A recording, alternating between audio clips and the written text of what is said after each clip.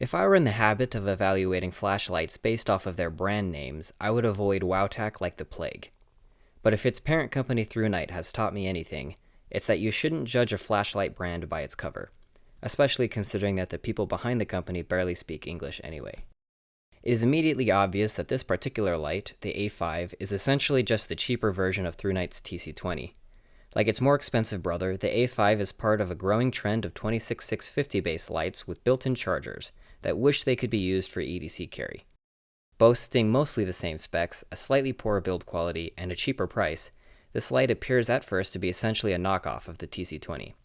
However, upon closer inspection, the A5 shows impressive value for the money and may just be Wowtac's best offering yet. The light comes in a standard Thrunite cardboard box. Included are extra O-rings, a cover for the charge port, a lanyard, and a small micro USB charging cable. Most importantly, the light comes with a protected 26650 battery already in the tube. This is of course the same cell used by Thrunite, a rather good quality Panasonic cell with a 5000 mAh capacity and an 8 amp maximum discharge.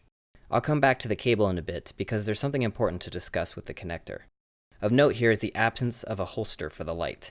This was probably a good cost-saving measure, as I doubt most people use the holsters supplied with most lights, but I for one really miss the otherwise ubiquitous addition.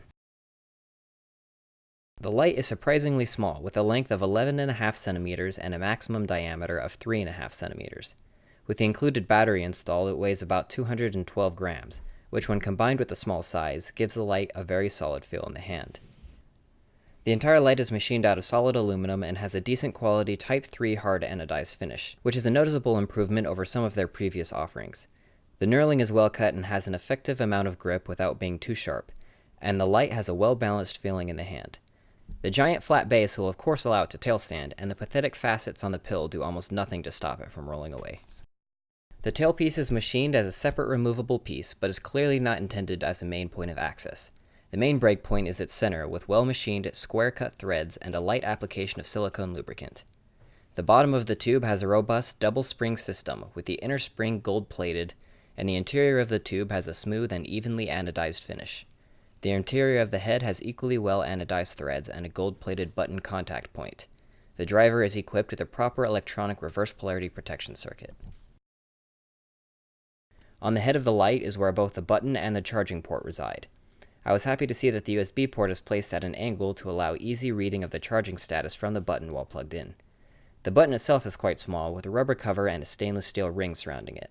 I find the button slightly hard to click, especially with gloves, and it is quite difficult to find in the dark. In addition, I find it to be rather ugly. The charging port of this light is unfortunately rather problematic. It is hidden under a standard rubber flap which I wouldn't exactly trust with my life if it came to it, but the seal is decent. However, the micro USB connector itself is not solidly mounted on the inside of the pill, and I can't help but feel that it will eventually break with continued use. Worse, it is so deeply recessed in this small port that I cannot actually plug in any of my own micro USB cables, with the only one I could fit being the cable supplied in the box. So yeah, hang on to that cable when you receive this light, because it could be pretty important if you don't have an external battery charger. Moving slightly further up, the head is ringed by a nicely machined heatsink that does its very best to keep the light cool. At the business end is where we find the exciting bits, a large domed quad-die Cree XHP70.2 emitter with a clean white surround, set surprisingly deep into a beautiful orange peel reflector, and hidden under a piece of hardened mineral crystal glass, the whole assembly held in place by a stainless steel bezel and O-ring seal. The glass unfortunately is not anti-reflective coating, and I must admit that I was too lazy to figure out whether the reflector is aluminum or plastic, though I suspect that it's plastic. Overall, while I may have sounded a bit critical, the build of this light is quite good, and I think is actually very impressive given the price. The A5 has all the usual certifications of a light in its class, with an ANSI FL1 IPX8 rating and a 1.5 meter drop rating. I have used this light for a while now, and have managed to bang it around a little more than I felt comfortable with, but as you can see, it has held up very nicely. While I have my concerns regarding the charging port, I am confident that this is a light that will last a long time, and will be sufficiently durable for normal human uses. This light has exactly the same interface found on its Thrunite branded counterparts. A short press activates the light, and holding down the button cycles through the standard modes of low, medium, and high. Short pressing turns the light back off, and the light has mode memory for when it is reactivated.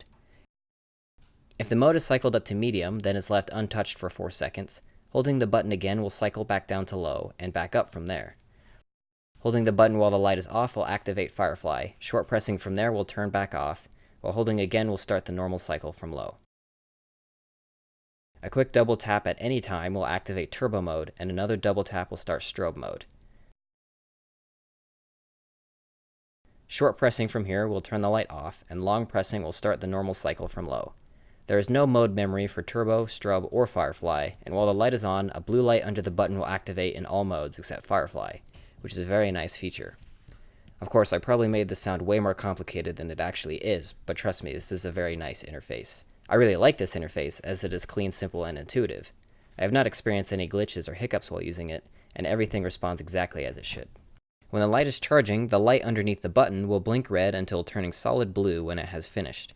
If something is not working properly when the light is plugged in, the light under the button will blink a purple color.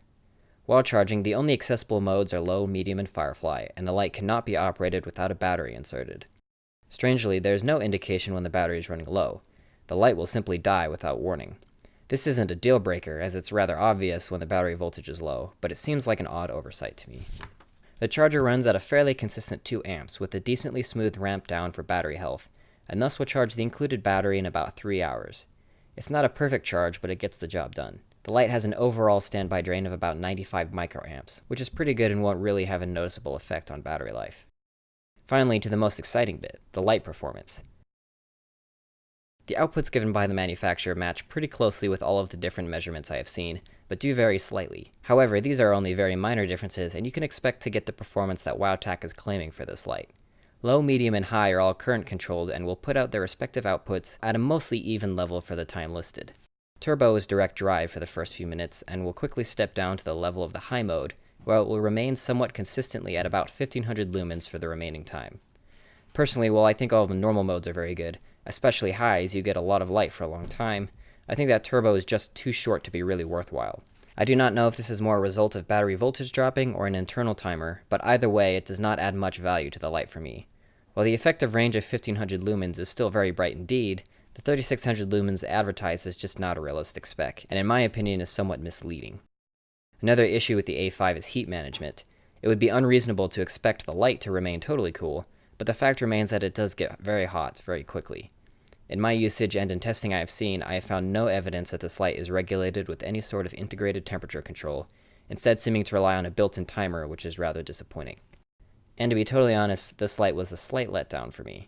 The beam is mostly very smooth, with very little artifacting visible, and is well managed, with a nicely separated hotspot, corona, and spill, and an unobtrusive and smooth beam periphery. The beam pattern is a nice wide-angle general use pattern with the claimed intensity of 13,750 candela. The beam has little range, but that is beyond the purpose of the A5, and has a very nice, useful general use profile.